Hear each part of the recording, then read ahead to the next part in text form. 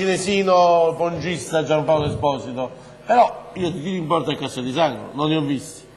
2 o 3 palle gol invece vostre, sì. Sì.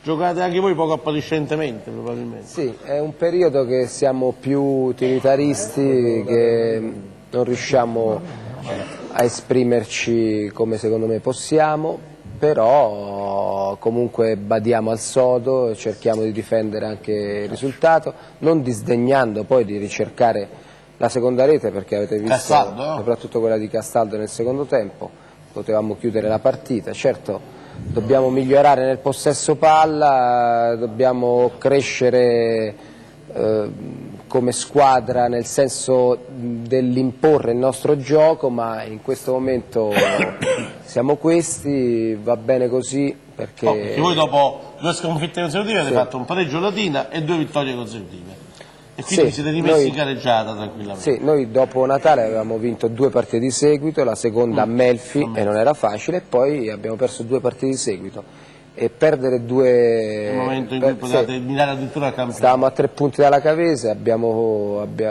giocato in casa e pareggiato, lì avremmo potuto fare quel salto di qualità. Purtroppo loro hanno preso il largo con quelle 2 nostre sconfitte, però devo dire che c'è uno spirito di reazione sia durante l'arco di una partita sia nell'arco di questo campionato, perché dopo qualche avventura negativa riusciamo sempre a recuperare. Anche domenica scorsa contro il Lamezia per 2 volte ci hanno raggiunto, ma siamo riusciti a fare il terzo gol, a vincere, e così a volte quando perdiamo la domenica successiva o comunque dopo 2 domeniche c'è uno spirito, c'è uno spirito combattivo.